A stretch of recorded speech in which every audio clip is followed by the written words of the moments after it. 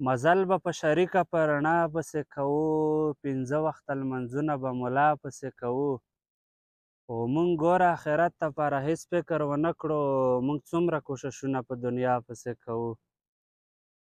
ژوندی چې وو نورونو مونږ یوه هم نه منله، اوس هسې خیریتونه په بابا پسې کوو.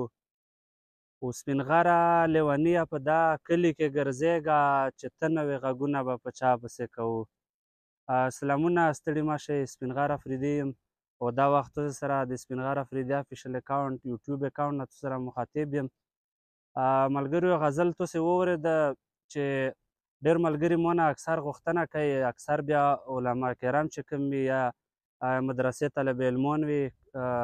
نو هغه مونه اکثر دا غوښتنه کوي او ګیله هم کوي، وایي چې ته اکثر اسلامي شاعري نه کوې. خو مو لیکلي ډېر زیات اسلامي شعرونه مو لیکلي دي او بل د مونږ دومره خوږ سپېڅلی مذهب دی اسلام چې هغه نه د مونږ سر قربان شي او ډېر کوشش مو کړی، ډېر نتونه ډېر نظمونه مو لیکلي او ډېر ریکارډ شوي هم دي. اوسه پورې مو سندره یا غزل موسیقي بڼه باندې نه دی ریکارډ شوی، خو مو نتونه و مو داسې اسلامي نظمونه چې کوم وي دا الحمدلله په مو سره اډیو فارمیټ کې موجود دي چې ډېرو مدرسو طالب علمانو ویلي، هغه مو سره په اډیو فارمیټ کې دي، ډېر مې سره شیر کړي هم دي، فیسبوک کې لارې ډېرو اورېدلي وي. نو ملګریو تاسې ګیله هم په زویدو، خو تاسې بیا اکثره ګیله وکړو، خو تاسې ګیله داسې نه کوو چې تاسو ته پوره معلومات نه وي. نو تاسو ته چې څه رقم مو وویل چې د مو اوسه پورې غزل یا شاعري په موسیقي بڼه باندې نه و ریکارډ شوي، خو مو نتونه او نظمونه ریکارډ شوي، بل اکثره مو ډېرې غزلې خپل فیسبوک پیج نه لګولي چې هغه اسلامي مذهب پورې اړه لري. خو زه نه پوهېږم چې تاسې وایي مو هغه لیکنې لیدلې نه وي یا تاسې تصوف په شکل کې مو سره صرف دغه خپله خبره په مزاح کوو که نه، چې یاره خپله خوله په مزاح کوو چې یاره تو اسلامي شاعري نه و کړې یا اسلامي خبرې نه یې کړې په هغه کې. نو هر کله هم دا خبره ما کوو چې کله پوره مکمل معلومات ته نه وي، ځکه چې دا هغسې پروپیګنډه ټایپ خبرې دي او تاسې ته دغو کې مطلب پوره اول معلومات کوو بیا خبره کوو هغې نه بعد. بله خبره دا چې هېڅ کله مذهب د خپل پرسنل مفاداتو لپاره مه استعمالوو یا سیاسي مفاداتو لپاره یا ټیک ټاک یا فیسبوک یا یوټیوب اکاونټ د ریچ کولو لپاره او مخکې چې مطلب مو فالوور زیات شي یا د مو نورې داسې خبرې یا نور مفادات مو سر ته ورسي، نو دغې لپاره مذهب هېڅ کله مه استعمالوو. زه ټولو ته دا میسج ورکوم، په خپله هم انشاءالله مو کوشش دغه وي چې کومه یوه خبره د اسلام سره تړلې خبره د اسلام سره تړلې شاعري بغیر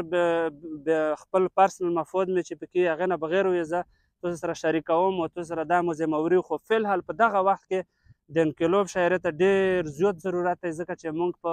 پښتونخوا کې موږ په خیبر کې حالات بیخي کشیده دي، حالات ډېر زیات خراب دي. نو دلته خلکو کې اویرنس راوستو لپاره د انقلابي شاعري ډېر زیات ضرورت دی او موږ ډېر زور انقلابي شاعري باندې راوړی. خو زه تاسو ټولو له دا پیغام ورکوم، زه شاعرانو له هم پیغام ورکوم چې هغه ډېر اغلا پایې والا لیکنې کوي یا ډېر کتابونه یې چاپي یا د نور داسې په مختلفو وظیفو باندې ډېر خلک داسې چې ادب چې کوم مونږ ډپارټمنټ ته یا اکادمي ادبیات هغه نه باقاعده روپۍ او هغه نه تنخواګانې راخلي او هغه نه کول فنډ راخلي یا کومې نوره مشاعرې داسې جوړې کړي هغو له مختلف فنډنډ کېږي مونږ ګورنمنټ حکومت پاکستان نه، خو هغه هېڅ کله هم دا غږ پورته نه کړو، هېڅ کله هم د عوامو په خوا او د عوامو سره چې کوم ظلم روان دی هېڅ کله دغه شاعران دا غږ نه پورته کوي. دغو نه مو ډېره سخته ګیله و، دغو نه د مو بیخي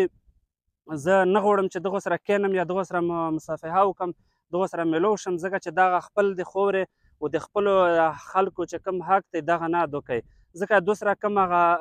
اتارټي یا کوم زور دی دو په کلام کې دو په شاعرۍ کې دو په غزلو کې دا د دغو عوامو امانت دی، د دغو سره باید چې دا استعمال کړی شي د داسې ځای کې چې دغه عوامو په فایده او دغو په خیر باندې راشي. نو زه ټولو ته دا پیغام ورکوم، ټولو ته دا میسج ورکوم چې هېڅ کله دغسې خبرې مه کوو، هېڅ کله دغسې معلومات مه شایع کوو چې پوره اول معلومات یې توینه او معلومات بیا چې اتنټیک نه وي، مستند معلومات نه وي، رښتوني نه وي، نو هېڅ کله دغه پروپیګنډې یا دغه شی نه مه کوو. او برحال د پښتانه د پښتنو سره چې کوم ظلم کیږي د هغې په خلاف غږ پورته کړو. هغه که شاعر دی، هغه که موسیقار دی، هغه که علما دي، هغه که نور داسې ذمهور خلک دي معاشره کې، دغو ټولو ذمهوري جوړېږي ځکه چې دغو له لږه ډېره اتارچي ورکړې شوي ده، ټوله د عوامو ورکړي، ځکه د عوامو په سپورټ باندې دغه که الیکشن دی، دا که شاعري ده، دا که نور داسې موسیقار دي، د ټولو سره دغو په زوره دغو په سپورټ باندې مخکې تللي. نو د دغو خلکو دا بیسک حق دغه دی چې په معاشره کې چا چې څومره ذمهوري وي، چا چې څومره وس وي، چا یې غږ وس وي. لکه اوس زه یو مثال درکړم د شاعر چې کوم وي د قوم سترګې وي د معاشرې په هکله د ده ډېر زیات ډیپ سوچ وي، د خپل ځوان په فکر کې نه وي، هغه د خپلې خاورې د خپل عمومو فکر په ذکر کې لګیا وي. خو بیا که سوچ وکړئ موږ معاشره کې خو داسې دي چې بدامني کله راشي نو همدغه اسلامیک چې کوم ټولز دي، مسجد شو یا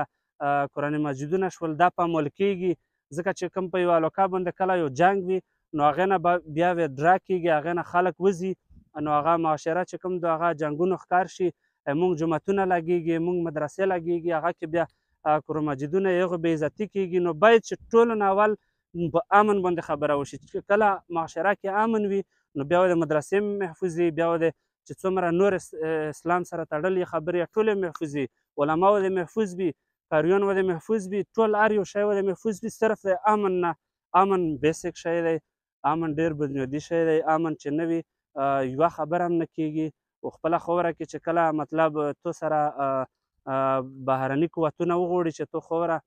تو هغه ځان دپاره استعمال کړي، ځان مفاد دپاره، نو هغه بیا داسې مختلف دسیسې او مختلف سازشونه دغه شی نه دا خبرې اختیار کوي، نو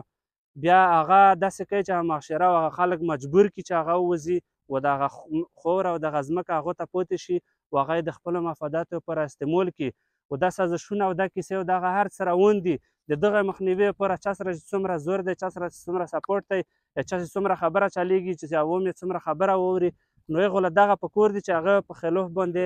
غږ پورته کړي، د هغو په خلاف باندې هغه پورته کړي او د خپلې خاورې دفاع او د خپلې هغه امنیت لپاره خپلې هلې ځلې جاري وساتي.